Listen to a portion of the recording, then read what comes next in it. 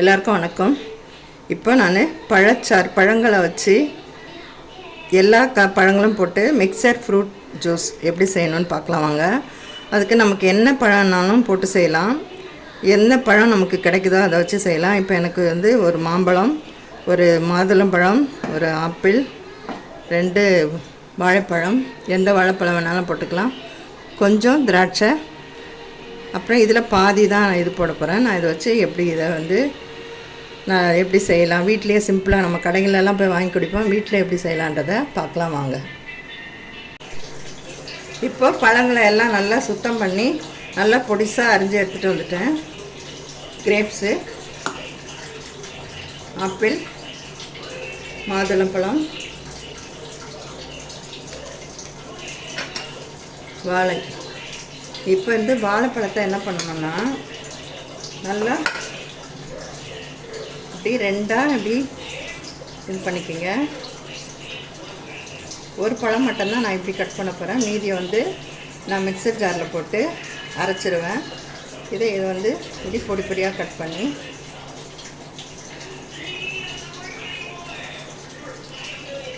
இதில் போட்டுடலாம்.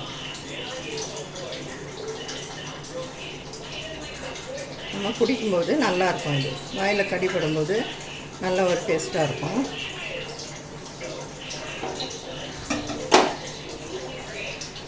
இப்போது அது கூட மிக்ஸ் பண்ணுற பழத்தெல்லாம் முழுசாக மிக்ஸ் பண்ணுறதெல்லாம் தனியாக இந்த மாதிரி வச்சுக்குவோம்.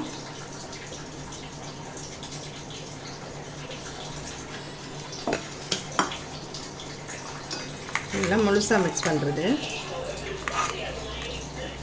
மீதியெல்லாம் நம்ம ஜாரில் சேர்த்துக்குவோம். சும்மா இதை ஒரு பல்ஸ் மூடில் எல்லாம் மத்து வச்சு கூட நம்ம கடைஞ்சிக்கலாம். இது ஒரு பல்ஸ் மூடில் போட்டு ஒரு திருவி எடுத்துக்கலாம். அதே மாதிரி ஆப்பிளையும் நான் சேர்த்துக்கிறேன். எல்லாமே ஒரு பல்ஸ் மூடில் வச்சேன்னா அது கொஞ்சம் ஒரு குறைன்னு அரையும். பைனாப்பிள் கிடச்சிதுன்னா ரொம்ப நல்லது. அது வாசனையை நல்லா தூக்கி கொடுக்கும். இப்போ இதை நம்ம கூட வாழைப்பழத்தையும் போட்டு இதை சின்ன சின்ன பீஸாக கட் பண்ணி போட்டு இதையும் அரைச்சி எடுத்துகிட்டு வந்துடும்.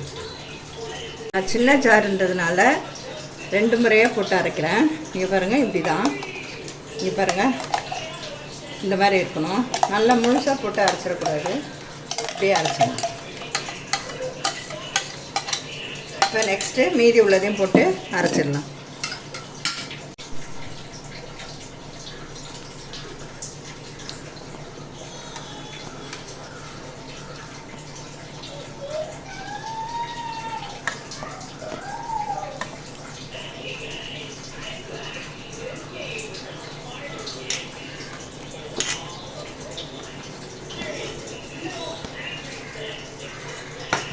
இப்போ இதையே நல்லா அரைச்சி எடுத்துகிட்டு வந்துடுவோம்.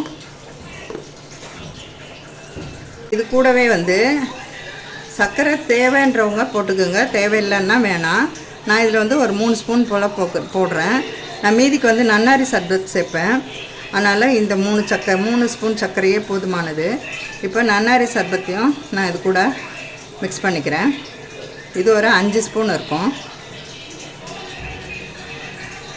அவ்வளோதான். இதை கொஞ்சம் நம்ம அரைச்சி எடுத்துகிட்டு வந்துடும். பாருங்கள், அரைச்சிட்டு வந்துடுச்சு. இப்போ இதையே நம்ம இதில் சேர்த்துடலாம்.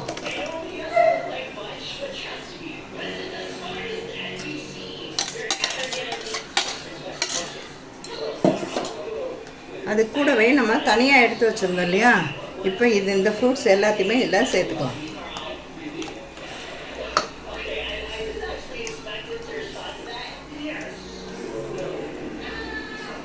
சேர்த்து நல்லா கலந்து விட்டுருங்க.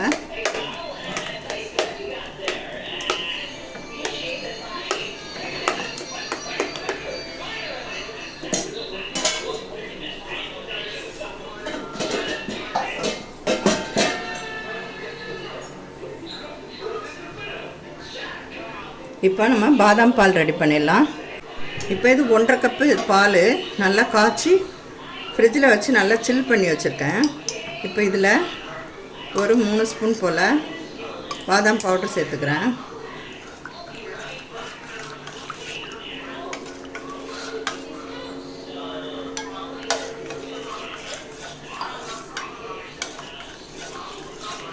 அவ்வளோதான், நம்ம ட்ரிங்க்ஸ் ரெடி ஆயிடுச்சு.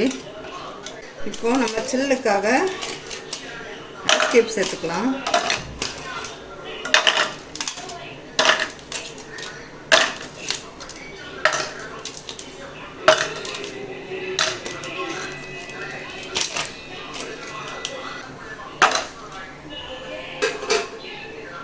இப்போ நம்ம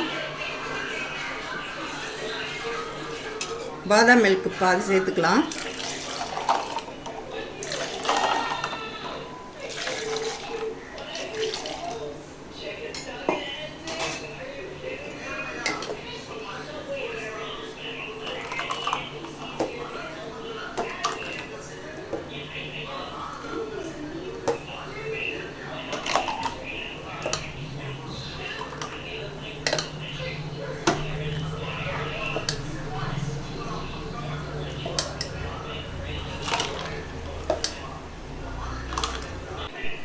பாருங்கள் எவ்வளோ அருமையாக ரெடி ஆகிடுச்சு பாருங்கள். நம்ம வீட்லேயே நம்ம ரெடி பண்ணது இது.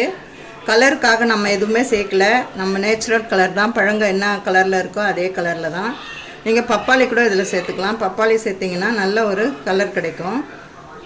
நீங்களும் இதே மாதிரி செஞ்சு பாருங்கள். இது ஹெல்த்தியான ட்ரிங்க்ஸு, எப்போ வேணாலும் பிள்ளைங்களுக்கு செஞ்சு கொடுக்கலாம். இந்த வீடியோ பார்த்ததுக்கு மிக்க நன்றி.